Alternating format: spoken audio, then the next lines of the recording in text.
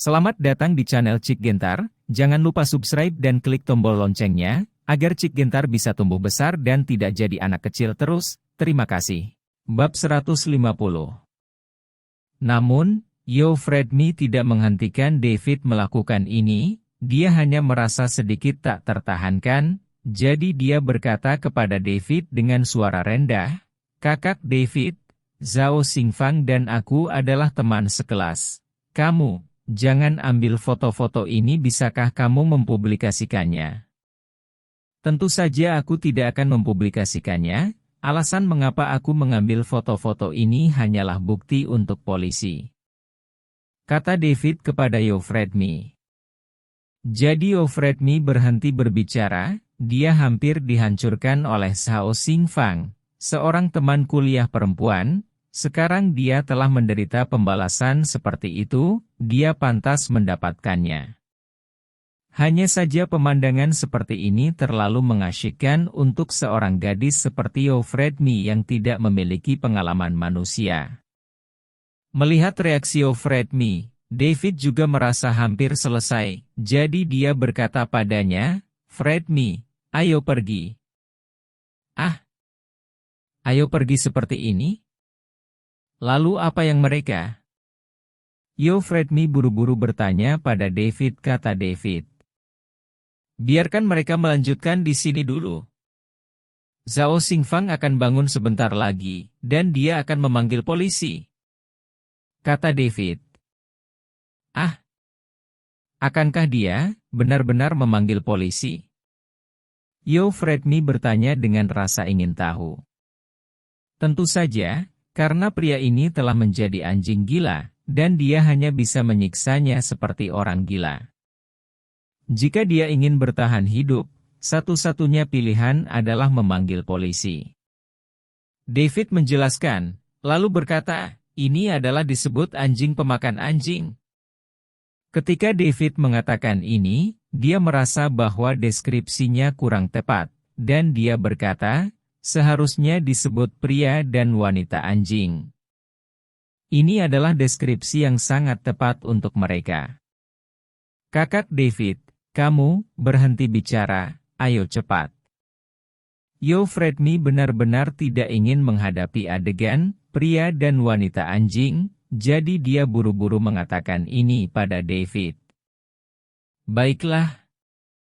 David juga tahu bahwa Yo Fredmi sangat terstimulasi, jadi dia diam-diam tersenyum dan membawanya keluar dari gedung pribadi.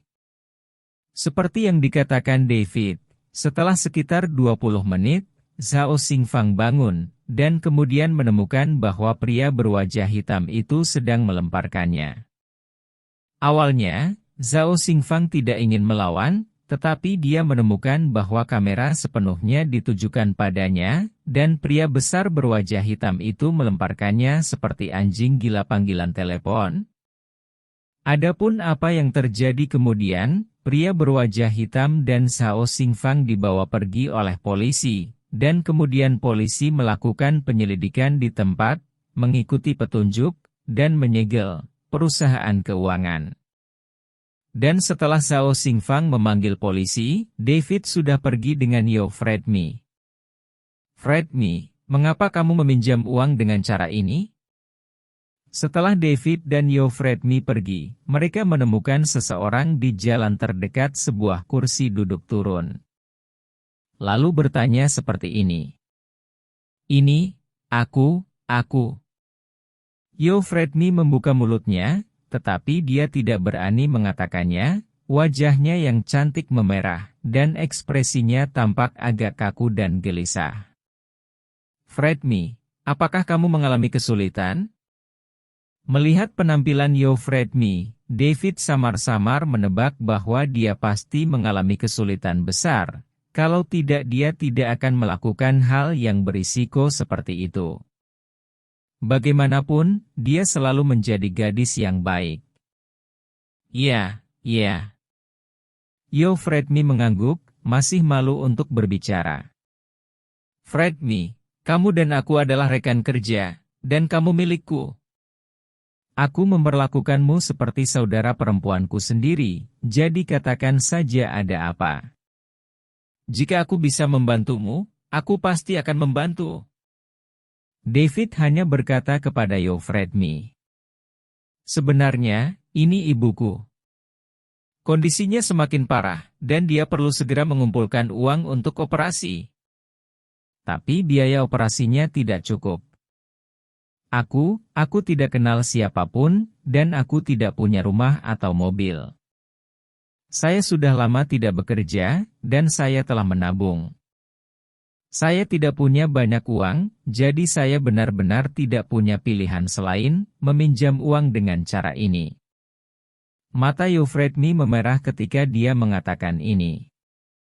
Jadi begini. David akhirnya mengerti, dan kemudian bertanya pada Euphridmi, Fredmi, berapa banyak uang yang kamu butuhkan?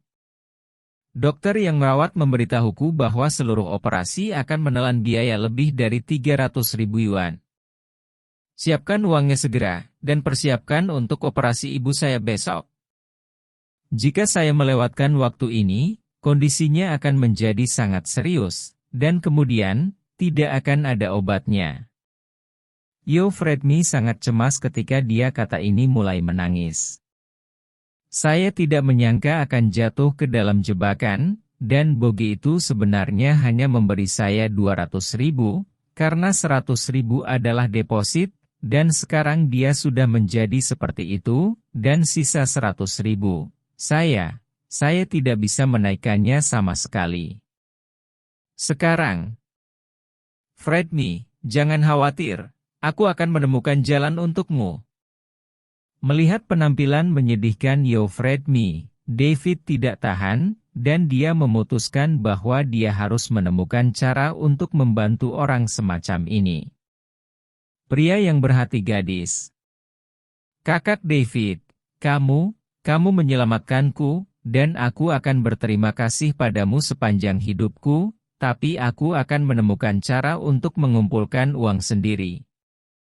Kata Euphridmi dengan cemas. Faktanya, inilah yang dia katakan dari lubuk hatinya. Selain itu, Euphridmi merasa bahwa David juga miskin, karena beberapa hari yang lalu mahar David tidak cukup, jadi dia menawarkan untuk meminjamkan 10.000 yuan kepada David. Itu karena Euphridmi berpikir bahwa meskipun David menyelamatkan dirinya sendiri, dia tidak dapat membantunya secara finansial. Fredmi, jangan katakan itu, aku akan segera menemukan solusi untukmu. Kata David, dia awalnya berencana untuk memberikan uang yang dibutuhkan Euphridmi. Karena dengan kondisi ekonominya saat ini, tidak ada masalah sama sekali. Namun, saat ini, David tiba-tiba teringat bahwa dia telah memperoleh pengetahuan unik kuno tentang Taiyan Zhenjing, termasuk keterampilan medis kuno dan misterius. Selain itu, David sangat menyadari keaslian dan keefektifan keterampilan medis ajaib dalam Kitab Suci Taiyan. Selain itu, David telah berhasil merawat Suken dengan keterampilan medis kuno di Taiyan Zhenjing, dan juga membantu orang lain dengan keterampilan medis, yang membuat David sangat tertarik dengan keterampilan medis kuno. Tentu saja David juga tahu bahwa cara terbaik untuk mengasah keterampilan medis ajaib ini adalah dengan melatihnya. Oleh karena itu, ketika ide ini muncul, David segera bertanya kepada Euphridmi, Fredmi, beritahu saya dulu, penyakit apa yang diderita bibimu? Dokter memberitahu saya bahwa itu disebabkan oleh masalah perut. Komplikasi lainnya, dan kemudian berkembang menjadi berbagai penyakit komprehensif. Saya tidak tahu, singkatnya, dokter mengatakan bahwa operasi lambung harus segera dilakukan, jika tidak, waktu perawatan terbaik akan tertunda, kata Euphridmi. Ya, kebetulan saya telah mempelajari pengobatan tradisional Tiongkok yang diturunkan oleh nenek moyang saya. Saya pikir pencapaian saya tidak buruk, terutama untuk pengobatan penyakit perut dan penyakit dalam lainnya. Ini memiliki efek penyembuhan yang unik, kata David. dan berkata kepada Fredmi, jika memungkinkan, saya ingin pergi dengan Anda untuk memeriksa kondisi bibi saya dan melihat apakah saya dapat membantunya. Mendengar apa yang dikatakan David, Fredmi terkejut, lalu bertanya dia dengan rasa ingin tahu, "Kakak David, apa yang kamu lakukan? Apakah yang kamu katakan benar? Apakah kamu benar-benar tahu obat?" "Tentu saja aku tahu obat. Kalau tidak, bagaimana kamu menyingkirkan ramuan yang kamu minum sebelumnya?" Kata David segera. "Oh." Wajah Fredmi langsung memerah ketika dia mendengar kata-kata itu, dan dia langsung teringat perasaan aneh yang dia alami setelah meminum secangkir air mendidih itu, yang membuatnya merasa sangat malu, tetapi dia juga tahu, jika David tidak menyelamatkannya, dia mungkin tidak dapat menahan diri. Melihat bahwa Fredmi percaya padanya, David bertanya lagi, "Fredmi, di mana bibi sekarang?"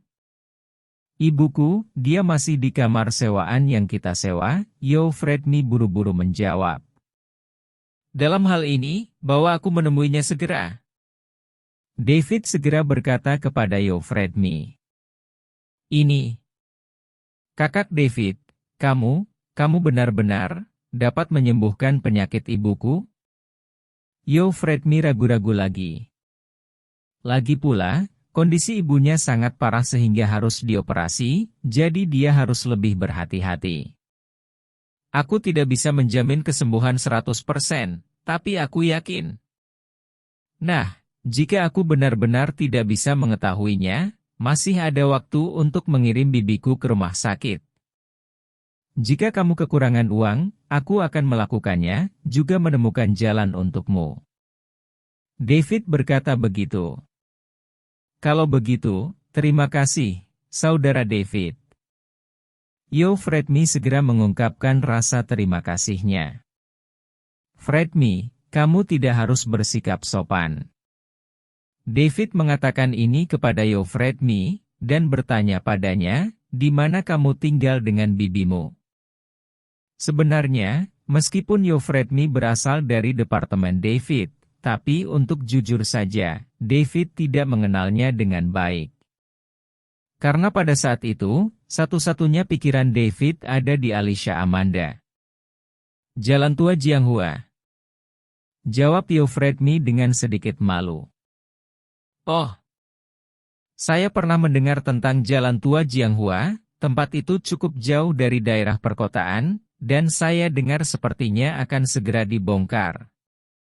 Apalagi lingkungan hidup dan keamanan publik di tempat itu relatif buruk." "Bagaimana kamu tinggal di sana?" David terkejut, dia tidak pernah menyangka bahwa Fredmi dan ibunya akan tinggal di tempat seperti Jalan Tua Jianghua. Karena Jalan Tua Jianghua ini, meskipun David belum pernah ke sana secara resmi, dia tahu bahwa itu adalah jalan tua di kota Jiangbei. Selain itu, David juga melihat berita di berita lokal bahwa karena pembangunan kota Jiangbei, area di sekitar Jalan Tua Jianghua akan dihancurkan dan dibangun kembali. Ya, rumah itu akan dihancurkan dalam waktu sekitar 2 bulan, dan kami akan pindah pada saat itu. Fredmi mengangguk, dan berkata pada David dengan malu. Saya belum lama lulus dari universitas, dan saya baru saja bergabung dengan perusahaan untuk waktu yang singkat.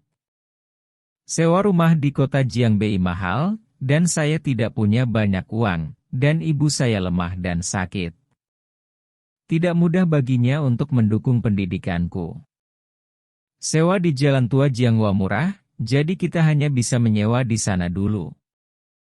Mendengar apa yang dikatakan Fredmi, David akhirnya mengerti, ternyata bahwa kamu tidak kaya, Fredmi. "Aku benar-benar, maaf meminjam uang darimu untuk membantumu." Melihat ekspresi memalukan David, Fredmi buru-buru menghiburnya seperti ini. "Fredmi, kamu adalah gadis yang baik hati. David tersentuh dan tidak bisa tidak mengatakan ini kepada Euphrame. Bab 151. Kakak David, kamu, jangan puji aku, itu membuat orang merasa malu. Euphrame tersipu saat mendengar ini, dan mengatakan sesuatu yang malu-malu. Hehe, tidak apa-apa. Aku akan memberimu pembayaran praktis. David tersenyum, lalu berkata kepada Euphrame. Frame, bawa aku ke sana segera untuk memeriksa kondisi bibi. Baiklah kalau begitu. Euphrame mengangguk, lalu bertanya pada David, ayo naik bus sekarang, dan kita harus berhenti di jalan. Itu hanya naik satu bus. Susah sekali naik bus dan transfer, lebih baik aku mencari mobil untuk pergi ke sana. David berjalan ke pinggir jalan, memberi isyarat untuk menghentikan taksi. Mereka masuk ke mobil bersama Euphrame dan meminta pengemudi untuk mengantar mereka menuju Jalan Tua Jianghua di pinggiran selatan. Ketika mereka tiba di Jalan Tua Jianghua, butuh waktu hampir 1 jam. Setelah membayar ongkos, David dan Euphrame keluar dari mobil dan melihat seperti apa Jalan Tua Jianghua. Jalan-jalan di Jalan Tua Jianghua bobrok dan bobrok, tetapi ada banyak penduduk. Mereka dikelilingi oleh rumah-rumah pribadi, dan ada banyak bangunan tabung bobrok, satu di samping yang lain. Karena tidak ada perencanaan standar, kelihatannya cukup berantakan, dan tampilan keseluruhan lebih mirip desa di kota.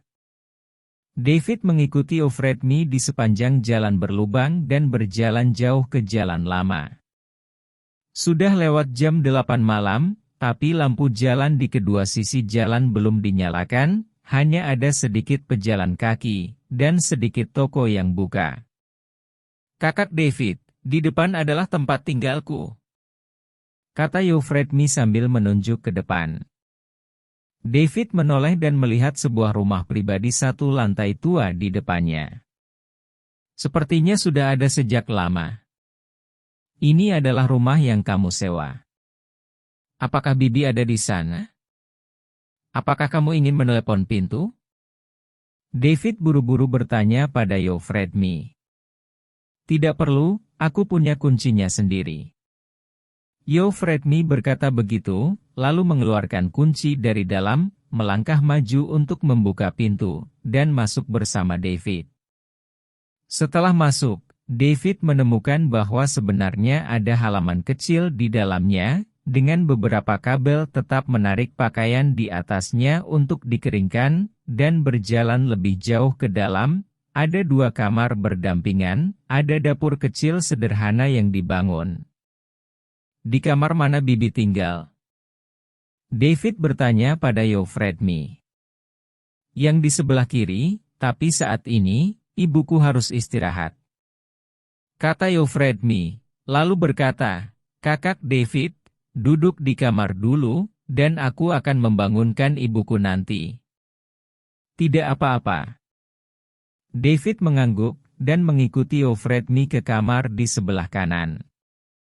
Setelah masuk, David melihat furnitur di dalamnya sudah sangat tua, TV juga merupakan TV berwarna kuno, 2 bangku kayu sederhana, tidak ada AC yang terpasang, dan kipas langit-langit tergantung di atas ruangan.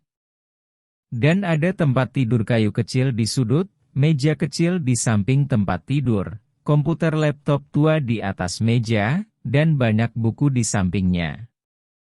Ada juga meja rias kecil di sudut, di atas meja ada beberapa kosmetik, dan di sebelahnya ada cermin ukuran penuh, ada gantungan logam di sebelahnya, dan 1 set pakaian kerja digantung.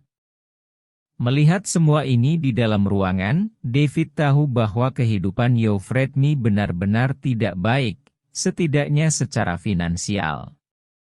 Namun, ruangan sederhana ini bersih dan bersih. Ada lukisan pemandangan yang elegan di dinding, bahkan ada karangan bunga lili yang melambangkan kesucian di atas meja kopi. Meskipun tempat ini agak bobrok, Ia memiliki temperamen yang bersih dan murni seperti Euphrate.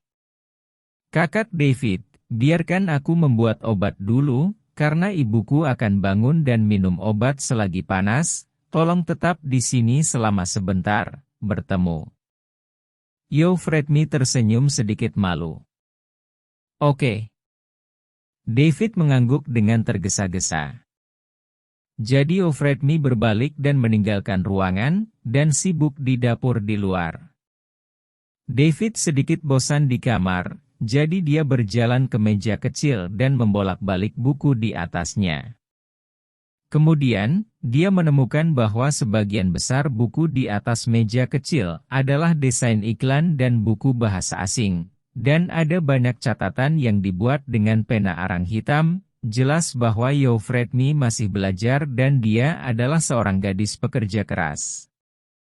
Ini membuat David merasa sangat emosional, karena seorang gadis muda dan cantik seperti Euphrate di lingkungan yang begitu sederhana, masih bisa belajar dengan giat, dan tidak bisa tergoda oleh orang luar, dan tetap berpegang pada sifat aslinya, hal yang sangat langka. Setelah beberapa saat, Euphrate kembali. Dia memegang segelas air di depan David, dan berkata dengan nada meminta maaf, "Kakak David, aku menuangkan segelas air mendidih untukmu. Kamu harus meminumnya dulu, karena aku tidak ada teh di sini." Langkah Euphrate menggerakkan hati David, dan dia dengan cepat mengulurkan tangan untuk mengambil secangkir air matang. "Fred, tidak masalah apakah kamu minum teh atau tidak. Sebenarnya, aku lebih suka air matang." Oh. Euphrate sedikit tersipu, dan dia juga tahu bahwa David sedang menghibur dirinya sendiri. "Fred, apakah obat bibi sudah siap?" David bertanya pada Euphrate. "Sudah siap, panaskan saja. Aku membawanya ke kamar ibuku. Aku bisa meminumnya saat dia bangun nanti," jawab Euphrate buru-buru. "Oh, ayo ngobrol dulu," kata David kepada Euphrate. "Kalau begitu." "Oke." Euphrate menjawab, dan duduk di bangku di sebelahnya, tetapi tampak sedikit malu. David bertanya pada Euphrate, "Fred, kamu bukan penduduk asli Jiangbei, kan?" "Tidak. Saya dari Kabupaten David-an," jawab Euphrate. "Hah? Jadi kamu dari Kabupaten David-an? Tempat itu tidak jauh dari kampung halamanku. Aku dari Pincang. Kita juga bertetangga." David tersenyum, lalu berkata, "Ya." Euphrate mengangguk, tetapi dia tidak tahu harus berkata apa, jadi dia menundukkan kepalanya, dan suasananya menjadi sedikit canggung. Melihat Euphrate seperti ini, David tahu bahwa dia gugup dan bahkan sedikit lebih rendah. Jadi David dengan sengaja bertanya kepada Euphrate, "Fred, apakah kamu pernah berbicara tentang pacar?" "Aku tidak lulus." Euphrate tersipu tanpa alasan, dan langsung menjawab seperti ini. "Tidak mungkin. Seorang gadis muda dan cantik sepertimu, yang telah kuliah selama 4 tahun, mengapa dia tidak punya pacar? Atau, kamu tidak menyukai mereka?" David bertanya lagi pada Euphrate. Sebenarnya, David juga tahu bahwa Euphrate tidak punya pacar, tetapi dia telah mendengar sebelumnya bahwa Zhao Xingfang cemburu pada Euphrate, dan dia punya rencana dengan Bogi untuk menipu dia. "Sebenarnya, ketika aku masih kuliah, ada beberapa pria yang mengejarku, tapi aku tidak tertarik dengan mereka."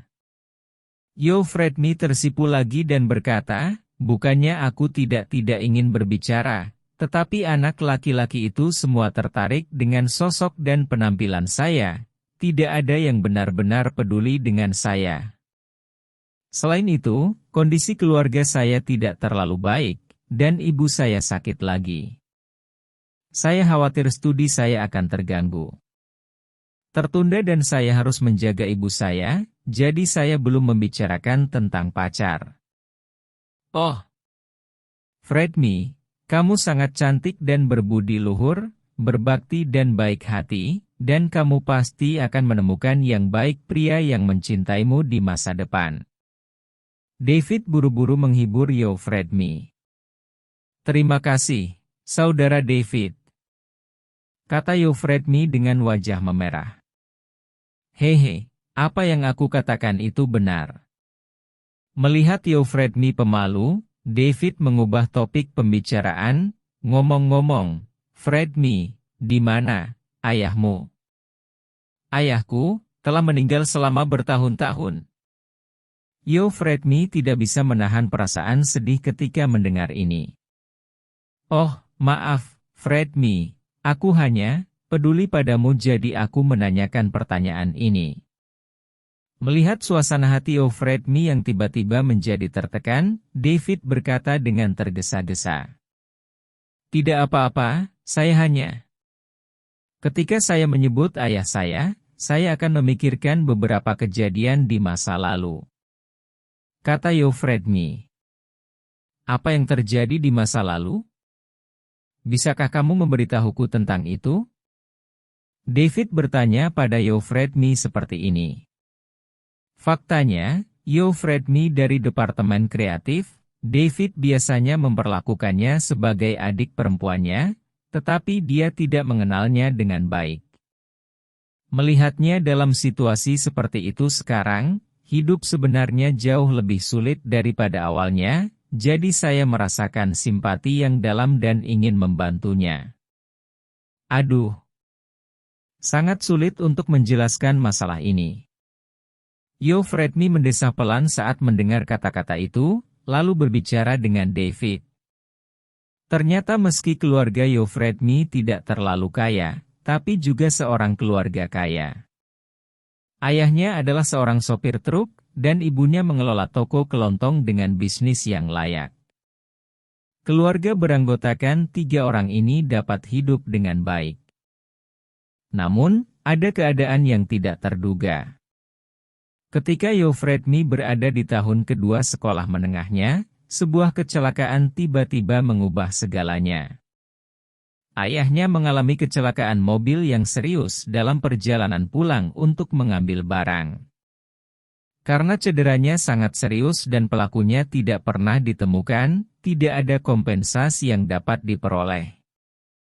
Untuk menyelamatkan ayahnya dan mengumpulkan biaya pengobatan, ibu Fredmi tidak punya pilihan selain memindahkan toko kelontong. Namun meski begitu, ayahnya tetap meninggal di meja operasi karena luka-lukanya. Kecelakaan ini memukul Fredmi dan ibunya dengan keras. Terutama ibunya yang jatuh sakit karena kesedihan yang berlebihan, dan kemudian semakin sakit karena merindukan suaminya. Dan Fredmi awalnya ingin putus sekolah dan pulang untuk merawat ibunya, tetapi ibunya bersikeras bahwa dia harus kuliah untuk mengubah nasibnya. Jadi Fredmi bersikeras untuk mengikuti ujian masuk perguruan tinggi, dan diterima di universitas yang cukup bagus. Untuk mendukung pendidikan Fredmi, ibunya bekerja di kota Jiangbei. Karena gaji di kota lapis kedua ini jauh lebih tinggi daripada di kabupaten kecil. Tetapi kesehatan ibunya tidak begitu baik, dan dia melakukan beberapa pekerjaan pada saat yang sama, jadi dia jatuh sakit karena terlalu banyak bekerja, dan akhirnya jatuh sakit. Setelah mendengar apa yang terjadi pada Fredmi, David sangat sedih. Karena dia dengan Fredmi dibandingkan dengan Fredmi, dia memiliki kehidupan yang baik sebelumnya. Meskipun keluarga David tidak memiliki banyak uang, mereka memiliki tanah dan rumah untuk tinggal di pedesaan, dan orang tua mereka sehat dan aman dibandingkan dengan penderitaan Fredmi dan ibunya, situasinya jauh lebih baik. Fredmi, kamu pasti akan menjadi lebih baik di masa depan. David menghibur Fredmi. Sebenarnya, Saya hanya berharap penyakit ibu saya bisa sembuh. Tidak masalah jika itu lebih sulit atau melelahkan, kata Euphridmi. Bab 152. Saat ini, terdengar suara batuk keras dari kamar sebelah. Wajah Euphridmi berubah, dan dia segera berdiri dan berjalan keluar. Melihatnya seperti ini, David mengikutinya keluar. Keduanya memasuki kamar sebelah satu demi satu. Begitu dia masuk, hidung David mencium aroma obat tradisional Tiongkok yang kuat. Kemudian, David melihat seorang wanita paruh baya dengan rambut beruban terbaring di tempat tidur di kamar, yang seharusnya adalah ibu Euphridmi. Hanya saja dia berbaring telentang dan menyamping saat ini, dan dia tidak bisa melihat penampilannya. Di atas meja di sebelahnya juga ada toples obat dan mangkuk untuk minum obat. Di bawah meja ada tempat sampah yang berisi ampas obat sisa dan bau kuat obat tradisional Cina berasal dari sini. Begitu Euphridmi masuk, wanita paruh baya di tempat tidur mendengarnya, dan kemudian dia ingin berbalik, tetapi saat dia bergerak, dia tiba-tiba terbatuk keras, menyebabkan tubuhnya meringkuk. Jadi Euphridmi bergegas maju, memegang tangan ibunya dengan gugup. "Bu, apa kabar?" Wanita paruh baya itu masih menutup matanya, dan napasnya tampak lemah. Dia membuka mulutnya, tetapi tidak bisa menjawab kata-kata Euphridmi, dia hanya menggelengkan kepalanya sedikit. "Bu, aku sudah merebus obat untukmu, kamu harus meminumnya dulu." Melihat ini, Euphridmi buru-buru mengatakan ini, lalu menuangkan obat Cina yang sudah direbus ke dalam mangkuk, dan membawanya ke wanita paruh baya, siap untuk diminum. "Biarkan dia turun." Saat ini, David berkata kepada Euphridmi, "Fredmi, bibiku tidak bisa minum obat Cina ini." "Ah, mengapa?" Euphridmi kaget, berhenti dengan cepat, lalu mengangkat kepalanya dan bertanya pada David. David tidak menjawab pertanyaannya, tetapi pergi ke meja, membuka toples obat dan meliriknya, lalu menoleh ke Euphridmi dan berkata, "Fredmi, jika saya tidak salah, ini harus menjadi pengobatan untuk penyakit jantung kronis dan penyakit paru-paru. Dan resep untuk bronkitis?" Iya. "Ya." "Kakak David, bagaimana kamu tahu?" Euphridmi terkejut, lalu bertanya pada David dengan rasa ingin tahu. "Aku melihatnya." David menjawab, lalu berkata, "Bahan utama resep ini adalah ephedra panggang, asarum, bunga musim dingin panggang, skisandra, daun lokuat panggang, shegan, davidan bei, gypsum."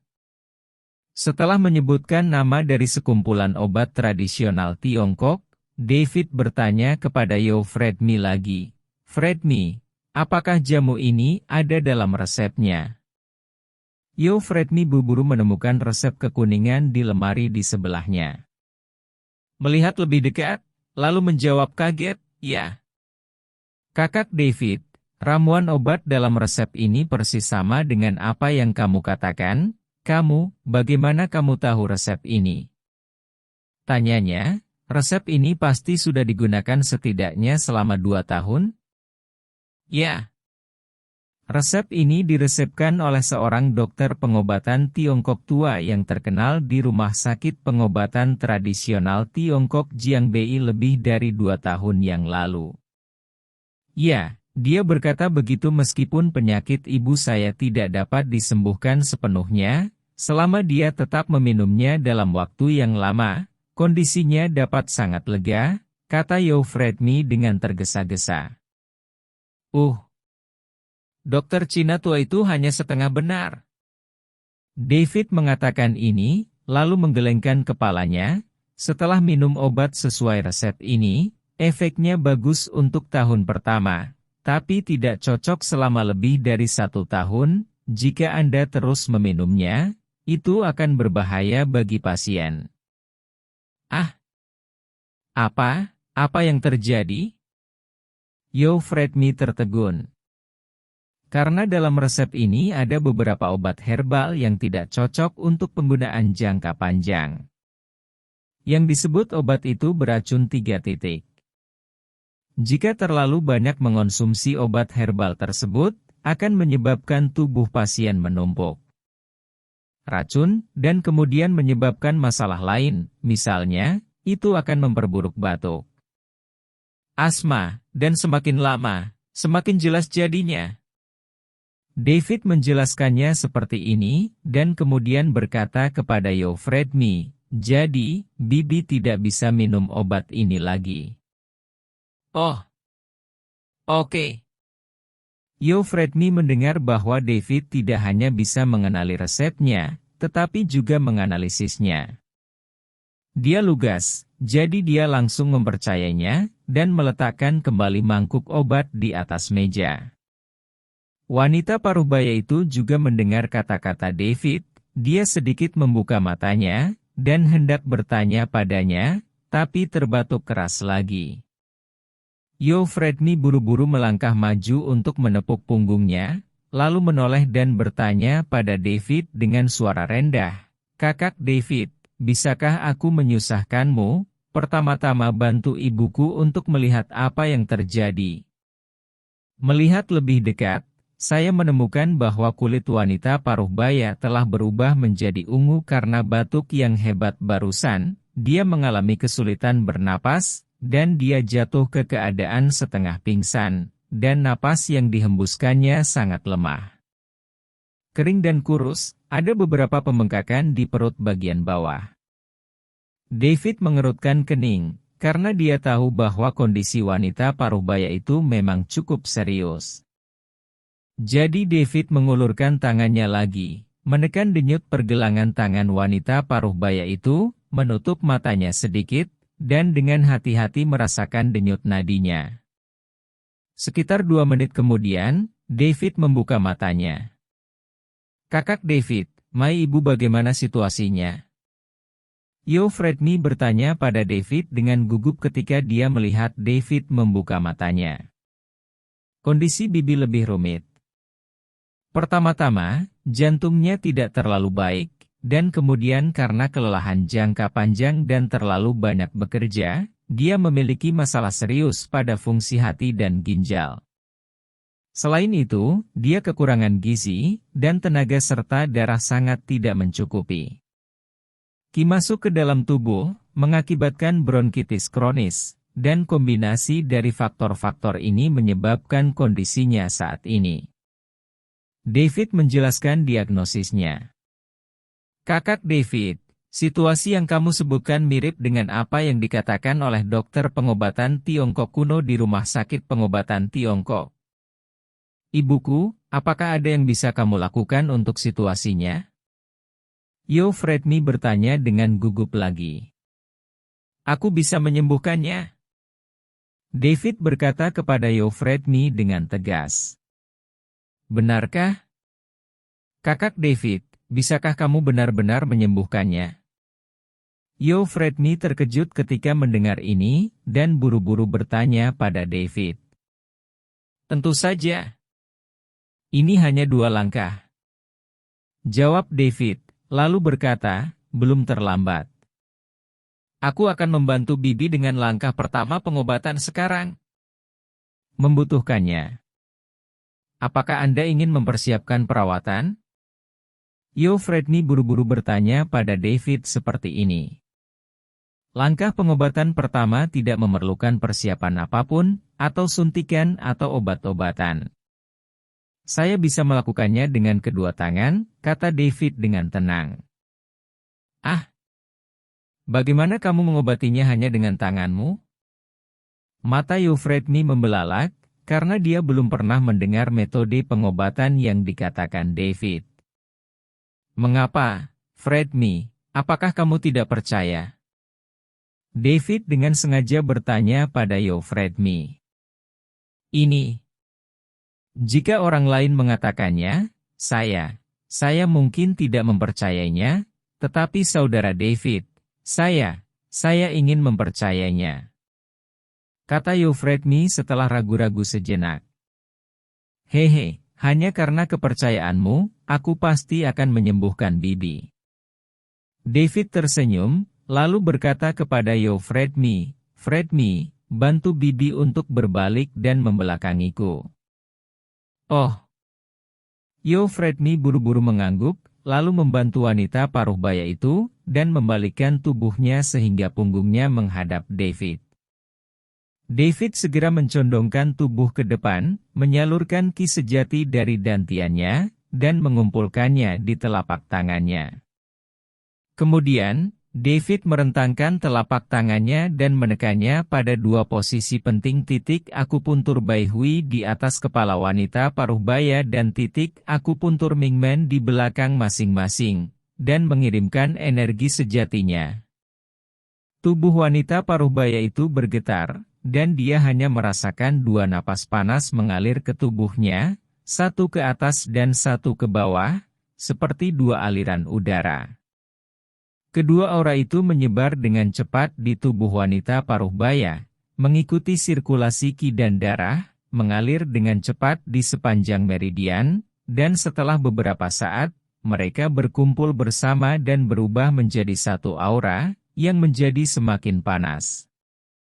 Dada wanita terbakar. Kemudian, di dahi dan tubuh wanita paruh baya itu, butir-butir keringat seukuran kacang kedelai terus mengucur. Setelah butir-butir keringat ini keluar, ada bau asam yang aneh. Oke, pengobatan tahap pertama selesai. Melihat ini, David mengundurkan diri dan mengatakan ini. Kakak David, ini, apakah sudah selesai? Euphrate sedikit tercengang, karena proses perawatannya memakan waktu kurang dari 5 menit. Ya. David mengangguk, dan kemudian berkata kepada Euphrate, Bibi harus lebih baik sekarang, kamu bisa bertanya padanya. Euphrate buru-buru membalikkan wanita paruh baya ketika dia melihatnya. Wajah pucatnya menjadi jauh lebih cerah, dan napasnya menjadi jauh lebih tenang. Bu, bagaimana perasaanmu? Euphrate buru-buru bertanya pada wanita paruh baya itu. Wanita paruh baya itu masih dalam keadaan bingung. Setelah mendengar pertanyaan Euphrate, dia perlahan membuka matanya dan berbisik, aku merasa jauh lebih nyaman. Setelah mengatakan ini, dia menatap David, anak muda, terima kasih. Bibi, sama-sama. David mengangguk padanya, lalu berkata, Bibi, jika menurutmu tidak apa-apa, kita dapat melanjutkan ke langkah perawatan selanjutnya sekarang ya. Ya. Ya. Kalau begitu, aku akan menyusahkanmu, wanita. Paruh baya itu segera menjawab.